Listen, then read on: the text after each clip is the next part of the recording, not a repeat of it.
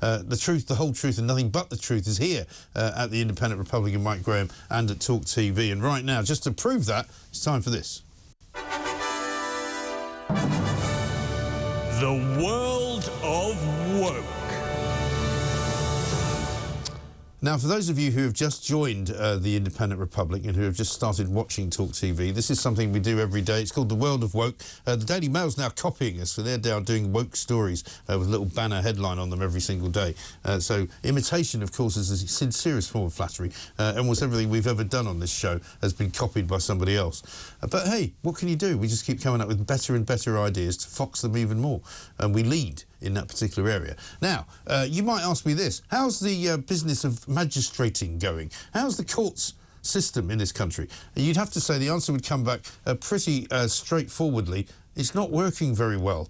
There's courts which have been shut down for months and months and months on end and have never reopened. There's cases that have been waiting years and years to come to court. There's people who get taken to court, and when they turn up, there's no police officer there to press the charges against them or to give evidence, so the court case gets flung out. There's many criminals who get all the way to a magistrate's court and then just never do any time because the sentence is never handed down because the case is never heard.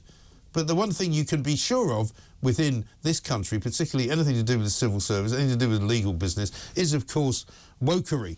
Woke madness is the headline in a piece in The Sun today. Woke guidance has been given to magistrates, which includes banning words like policeman and chairman. Now, to be honest, I didn't know chairman was a word that you still used anyway, because most people now call it the chair, which I've always found particularly ridiculous. You know, they describe somebody as a piece of furniture and they think it's a good way of actually getting around the gender misappropriation of people who may or may not be male or female. But basically, police officers and chair are now the new words that should be used. Other guidance includes saying a person with a disability as opposed to a disabled person. And died by suicide is now the new phrase to say instead of committed suicide or somebody taking their own life, which is a bit difficult if you're describing somebody who has in fact committed suicide, I would have thought. These are the Magistrates Association guides, latest guides for gender-specific terms that should be avoided, right? So, of course, you might expect that gender-specific terms would have to be avoided all the time because some people don't like them.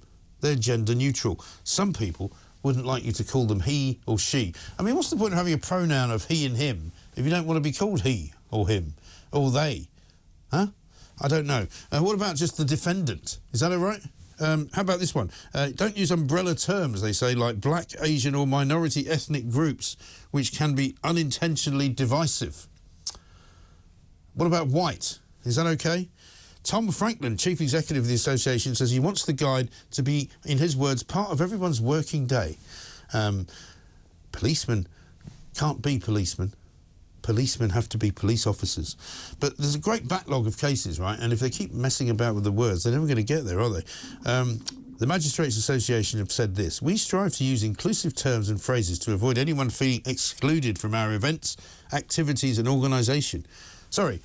This is the Magistrates Association, which is in charge of magistrates. And our magistrates are the people who are supposed to be in charge of our laws, putting people in prison, finding people guilty, that sort of thing. What events are they having? What activities are they getting involved in? Just put people in prison when they've committed a crime, would you? Is that too much to ask, for heaven's sake? Wake up, you wokeists. That's the world of woke.